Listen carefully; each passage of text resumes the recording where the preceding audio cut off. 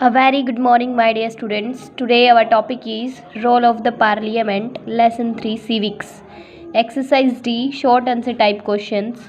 Question number 1 is what do you mean by Universal Adult Franchisee? Universal Adult Franchisee means that all adult citizens of the country have the right to vote after completing the age of 18 years. Universal adult franchise का मतलब ये है कि जितने भी हमारे country में adult हैं, अडल्ट सिटीजन्स हैं जो कि 18 ईयर से अबोव हैं, 18 ईयर से अबोव उनकी जब भी 18 ईयर कंप्लीट हो जाते हैं तो उसके बाद वो सभी वोट के अधिकारी हो जाते हैं, वोट डालने के लिए उनका अधिकार हो जाता है, तो इसको हम यूनिवर्सल एडल्ट फ्रेंचाइजी बोलते हैं। Second question is what is the basic idea of democracy? The basic and central idea of the democracy is that basic और सेंट्रल आइडिया ये है किसी भी डेमोक्रेसी का कि द इंडिविजुअल और द सिटीज़न, कोई भी इंडिविजुअल, कोई भी नागरिक is the most important person. वो जो है नागरिक जो है उसके उस डेमोक्रेसी के लिए बहुत इंपॉर्टेंट पर्सन हो जाता है।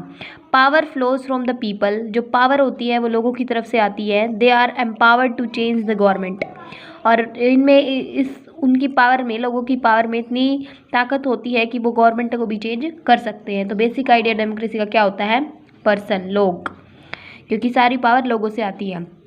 How many women members are there in the 16th Lok Sabha? 16th Lok Sabha में कितने वुमेन मेंबर्स थी? तो कितनी थी? 61 वुमेन थी।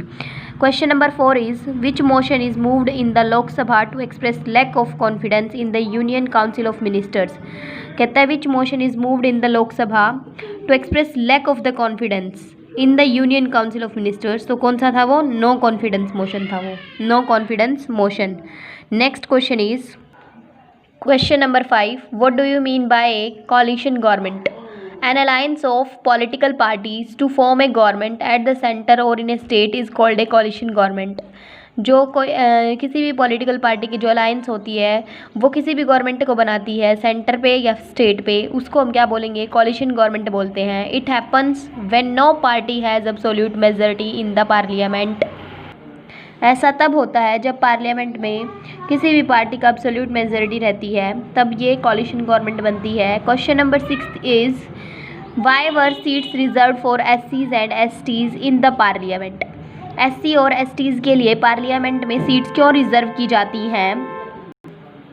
सम seats are reserved in the parliament for SC and STs। कुछ सीट जो है रिजर्व की जाती है पार्लियामेंट में SC और STs के लिए। This has been done because these representatives can represent, safeguard and promote interest of their communities. ताकि ऐसा इसलिए होता है क्योंकि जो रिप्रेजेंटेटिव्स होते हैं वो अपने जो भी रिप्रेजेंटेशन करना चाहता है पार्लियामेंट में, वो अपने रिप्रेजेंटेटिव्स को रिप्रेजेंट कर सकता है, सेफ गार्ड कर सकता है, प्रमोट कर सकता है अपने हितों को, उनकी कम्युनिटीज़ के हितों को, अपने समुदाय के हितों को वो बचा सकता है। इसीलिए SC और STs को भी अभी अधिकार दे दिया गया है कि उनके लिए कुछ सीट्स अलग से रिजर्व कर दी गई हैं। Question number 7 is what is the total membership of the Rajya Sabha? Why is it called a permanent house? कहता है what is the total membership of the Rajya Sabha? Rajya Sabha की टोटल मेंबरशिप क्या है? Why is it called a permanent house? और इसे एक permanent house क्यों बोला गया है? The Rajya Sabha consist of 250 members. Rajya Sabha में 250 मेंबर्स होते हैं total. 12 members out of these are nominated by the president. 12 members जो होते हैं इनमें से वो नॉमिनेट किए जाते हैं प्रेसिडेंट के द्वारा। The rest are elected by the states, और जो बचे हुए होते हैं वो सारे स्टेट्स के द्वारा चुने जाते हैं। The Rajya Sabha is a permanent body. Rajya Sabha जो एक परमानेंट बॉडी है, it does not gate dissolved. Membership जो मेंबर्स होते हैं members are elected for 6 years and every 2 years 1/3 of its members retire। जो members होते हैं are elected for 6 years, वो 6 years के लिए जो है इलेक्ट किए जाते हैं, and every 2 years, और 2 साल में 1/3 of its member retire। जितने 1/3 जो है हिस्सा members का वो रिटायर हो जाता है हर 2 साल में। Question number 8 is why do you think there are only 78 women members in the 17 Lok Sabha?